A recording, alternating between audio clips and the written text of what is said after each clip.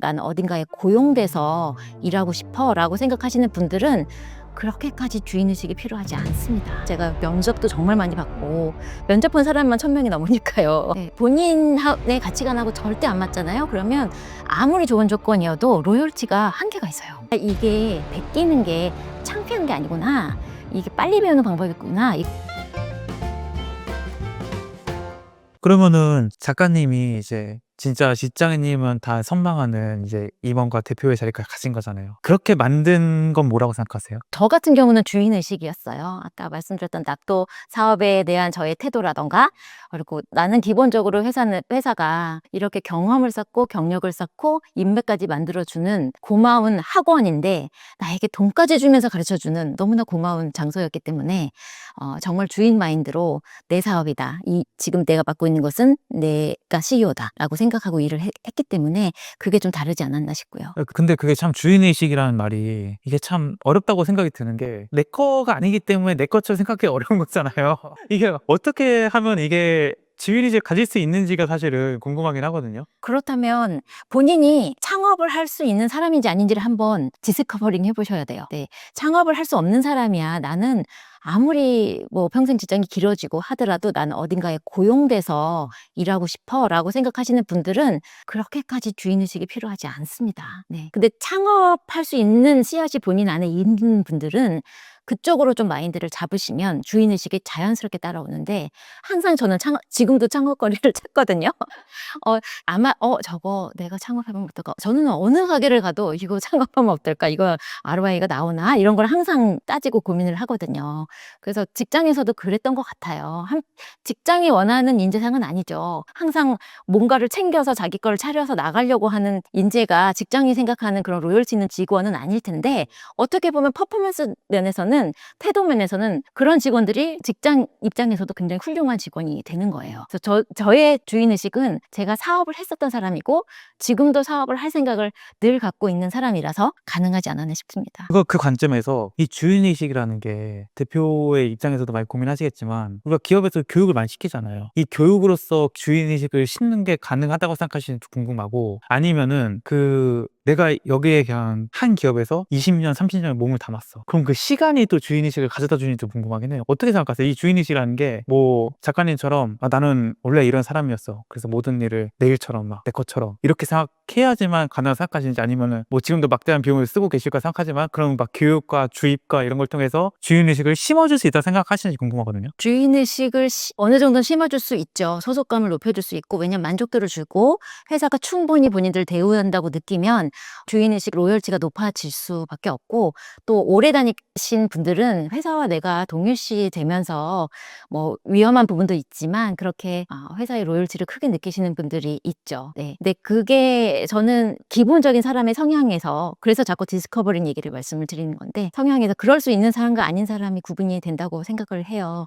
많은 친구들을 만났거든요. 제가 면접도 정말 많이 받고 면접 본 사람만 1000명이 넘으니까요. 그리고 커리어 상담이라고 별도로 상담한 친구들도 있지만 회사 내에서도 면담을 계속 하잖아요. 그렇게 회사 내에서 제가 임원 팀장 이상 달고 직원들을 면담한 케이스만 해도 뭐 300건 500건이 넘으니까 사람을 정말 많이 만났는데, 이 친구는 B2C형 인재구나, 이 친구는 B2B 또는 공무원형 인재구나, 이게 사람의 기본 성향이 있더라고요. 본인이 아무리 할 수 있다고 해도 절대 경쟁이 심한 B2C 기업으로는 안 가려고 하는 친구들이 있고, 또는 되게 안정적이고 인프라 기업들 있잖아요. 그런 회사인데 재미있지가 않은 거예요. 본인 가치관하고 안 맞아요. 그러면 그런 데를 못 가는 친구들이 있습니다. 그래서 계속 자꾸 본인을 탐색하고 본인을 진단할 수 있는 외부 툴들도 있다. 제가 몇 가지를 소개를 했어요. 버크만 조사라던가 갤럽 강점 조사라던가 MBTI도 유료 버전이 있거든요.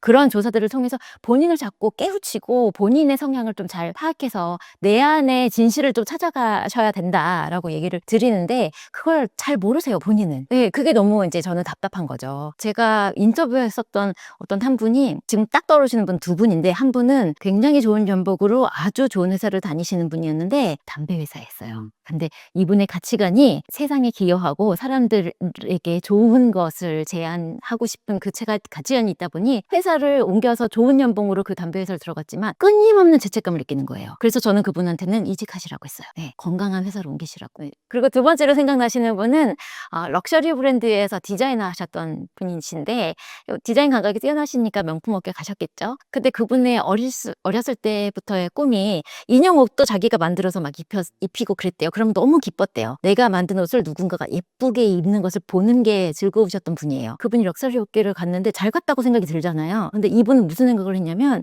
이렇게 해서 만들었더니 너무 비싼 옷이다 보니까 길거리에서 내 옷을 입고 다니는 사람 본 적이 한 번도 없대요. 그 회사를 다니면서. 그러니까 조금 모티베이션이 자꾸 떨어지더래요. 그래서 이분이 중저가 브랜드로 옮기시거든요. 네, 근데 너무 만족하고 다니세요. 이제는 지하철에도 본인의 옷을 입은 사람을 본대요. 그리고 길에서도 하루에 한 서너 명을 본대요. 그게 너무 본인한테는 모티베이션이 된대요. 그래서 본인을 좀 아셔야 돼요. 네, 본인의 가치관하고 절대 안 맞잖아요. 그러면 아무리 좋은 조건이어도 로열티가 한계가 있어요. 그러니까 내가 가지고 있는 것들이 일단 미치는 영향이 크긴 큰가 보네요, 이게. 그래서 이제 기업에서도 뭐 인적성 검사를 보게 하고 하는 것들이 계속 이 지원자가 우리 회사는 정말 맞나 이런 것들이 끊임없이 회사 입장에서도 회사가 그걸 모르겠습니까? 아니까 교육을 하는 거고요. 사실 교육은 타고난 것이 우리 회사랑 맞지 않은 면이 좀 일부 있더라도 그걸 교육으로 좀 교화시켜 보자라는 목적이 더 커요. 그래서 교육으로 일부는 가능하겠죠. 근데 선천적으로 정말 그 사람이 고유하게 가지고 있는 어떤 성향은 바꾸기는 어렵다. 네. 그래서 참으면서 다니는 걸 저는 뭐 최대한 20년 정도까지는 참으면서 다닐 수 있을 수도 있겠어요. 근데 제가 평생 직업의 개념이 이제 피부팅 가시면서 계속 가져가셔야 될 직업이 50년 정도는 해야 된다라고 말씀드리잖아요. 평생에 한 번이나 두 번 정도는 누구나 피부팅을 하셔야 된다라는 거죠. 그 요즘은 이제 SNS 보면은 이제 애초에 시작점이 뭐 아까 계속 뭐 SK 하이닉스, 삼성 얘기했지만 내가 중소기업을 다니면은 진짜 뭐 연봉 3천 진짜 받을까 말까 한데 SK 하이닉스, 삼성전자 뭐 억을 얘기하니까 이게 내가 첫 단추를 잘못 깨면은 내 인생이 망하는 거 아닌가. 내가 이제 뭐 또 2030 같은 경우는 뭐 아까 잠깐 얘기했지만 내가 다니는 직장이 학벌처럼 나의 이제 등급을 매기는 그렇게 돼 버렸잖아요. 그러다 보니까 이제 중소기업 다닐 바에는 난 취업 안 할래. 그리고 이제 더 취업 준비 뭐 토익 공부하고 뭐 스펙 쌓고 해 가지고 대기업을 계속 지원하다 보니까 취업 연령도 계속 높아지고 있는 상황인데 이제 작가님께서는 이게 애초에 커리어를 중소기업으로 시작해서 대기업을 갈 수 있는지도 궁금하고 인생은 기니까 몇 년 좀 더디더라도 힘들더라도 일단은 그래도 대기업을 들어가서 시작하는 게 이 두 가지 어떻게 낫다고 생각하는지 궁금해요. 저는 절대적으로 첫 번째, 네, 어떻게든 경험을 쌓고 경력을 쌓는 것이 훨씬 더 도움이 된다고 생각하고요. 하찮게 생각하실지 모르겠지만 아르바이트라도 하라고 말하고 있어요. 취업 준비 기간이 길어지시거나 공백기가 길어지시면 그 기간 동안 뭐 했어요? 라고 제가 면접 때 물어보시면 대답을 나를 찾는 여행을 다녀왔습니다. 이런 얘기 하시는 분들이 저는 대답의 포인트를 참 못 잡는구나라고 생각이 들어요. 물론, 아니, 사적으로는 친구들한테 그렇게 얘기할 수 있죠. 그런데 기업의 면접에 가셔서는 그 공백기 동안 미래를 준비하는 어떤 의미 있는 활동을 했다라고 얘기를 하셔야 그 공백기가 의미가 있었잖아요. 그 기간 동안 저는 알바라도 하라고 말씀을 드리거든요. 예를 들어서 지금 모수의 셰프이신 안성재 셰프님도 예전에 셰프가 꿈이 아니셨대요. 근데 이제 이분한테 씨앗을 심어준 그 경험이 사실은 부모님이 운영했던 식당에서 알바했던 경험이거든요. 네, 그게 이제 씨앗이 돼서 나중에 셰프가 됐을 때 그때 했었던 경험들이 정말 많이 도움이 되기도 했고 그런 말씀을 하시더라고요. 그래서 아르바이트가 아무것도 아닌 것 같지만 그것도 경험이 될 수 있고 지금 작게 시작하는 것들이 나중에 크게 됐을 때 다 연결되는 씨앗이 될 수 있다는 걸 얘기해 드리고 싶고 아까 산지 배송기사님 얘기도 했지만 또 한 가지 떠오르시는 분이 이분도 제가 직접 뵌 분이에요. 이제 식품계에 있다 보니까 이런 분을 뵀는데 대기업 식품연구소의 연구원들은 제가 만났던 분들은 대부분 최소 석사거나 다 박사시고 학력이 정말 높으세요. 근데 그중에 정말 어떻게 보면 보잘것없는 학력이고 지방 출신이시고 이런 분이 대기업 연구원으로 가신 케이스가 있습니다. 그분이 지방의 농업 관련 이제 학교를 나오시고 식품회사의 공장에 생산 관리자로 들어가셨대요. 그래서 생산 관리를 이렇게 하다 보니까 뭔가 똑똑한 사람들이 위에서 내려와가지고 공정 같은 거 막 이런 거를 연구원들이 체크해주고 레시피 잡아주고 이런 걸 보니까 궁금한 거예요. 이분도 사실은 씨앗이 호기심이 있었던 거죠. 그래서 자꾸 쳐다보고 뭘 저게 무슨 말이지 찾아보고 하다 보니까 자기도 모르게 공부가 되다 보니 더 제대로 공부하고 싶어서 학점운영제 이런 걸로 식품공학을 따셨대요. 목적을 아예 대기업의 연구소로 두지 않고 본인의 호기심의 베이스를 두고 이분을 하신 거예요. 그러다 보니까 그 작은 공장에서 생산 관리자였던 이분이 거기서 점점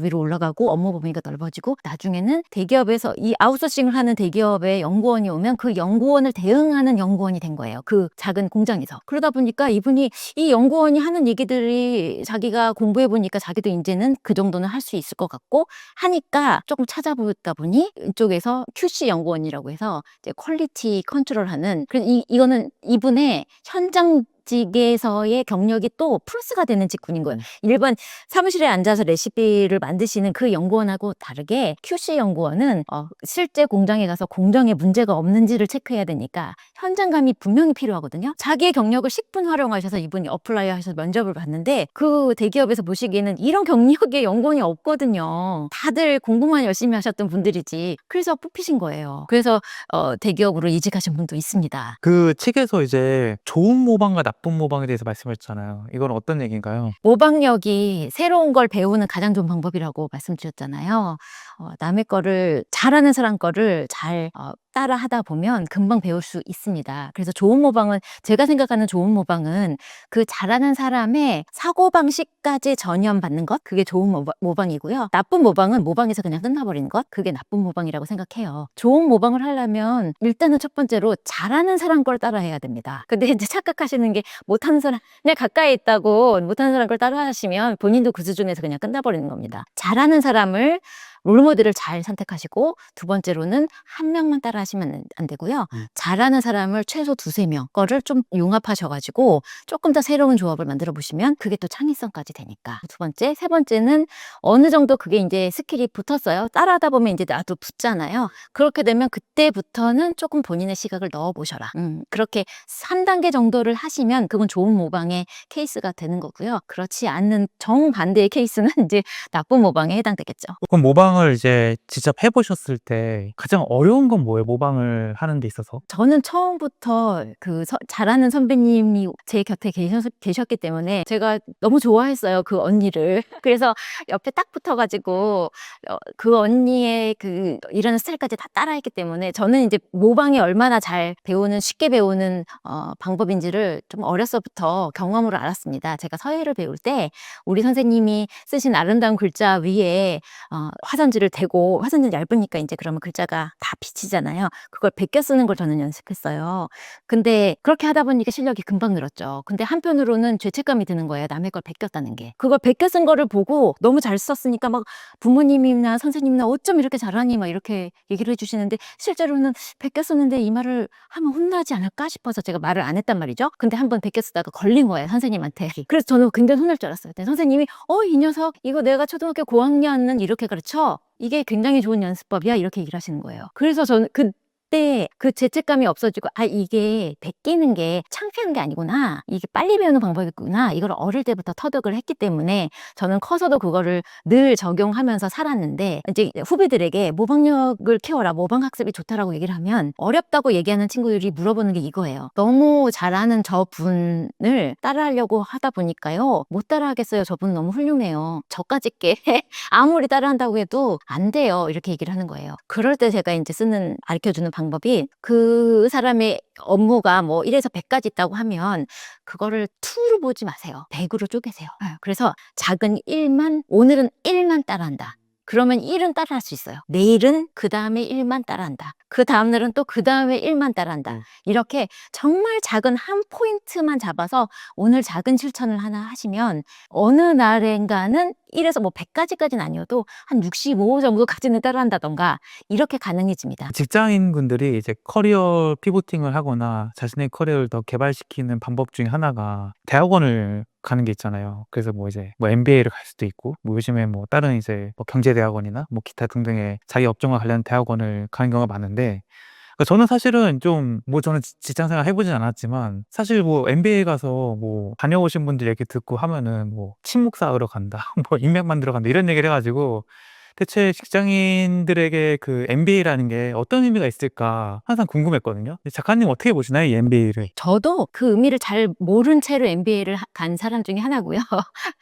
그런데 사실은 내가 이제 어른이 돼서 재교육의 시간으로 그때 대학원을 가겠다라고 생각하는 거는 목적이 좀 안 맞을 수도 있습니다. 어쩌면 특히 MBA나 소위 인맥을 쌓으러 간다는 최고 경영자 과정이나 이런 과정은 배우는 것보다는 인맥 위주로 활동을 하는 게 사실일 수도 있습니다. 그런데 그럼에도 불구하고 좀 상향심이 있는 분들이라면 저는 MBA를 가는 게 도움이 된다라고 생각하는 게요.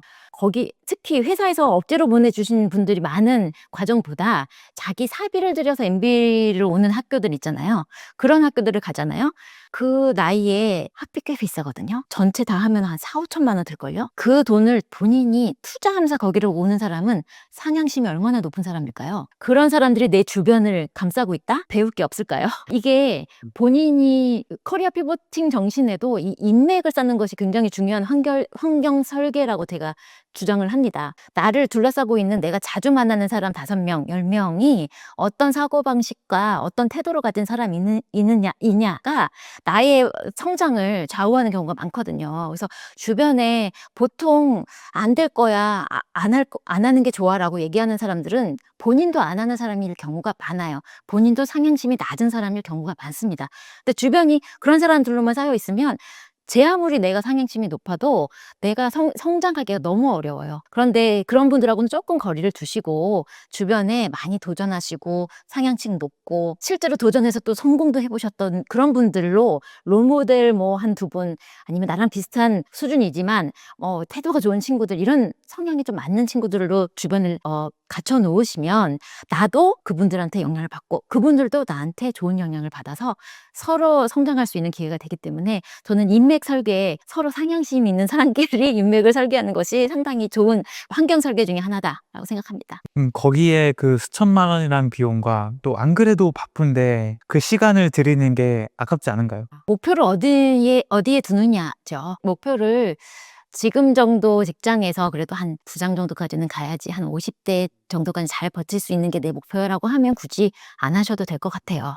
목표가 정말 내가 100살까지 산다고 그러면 나 한 70살까지는 일하고 싶어. 회사에서 정년이 뭐 50대 후반 59세라서 나가야 되면 그때 이후에는 또 내 사업을 하고 싶어. 나는 뭔가 솔로프리너로 내 거를 뭔가를 하고 싶어. 이런 성향이 굉장히 강하신 분들 한테는 투자를 해도 괜찮다라고 말씀을 드리고 싶네요.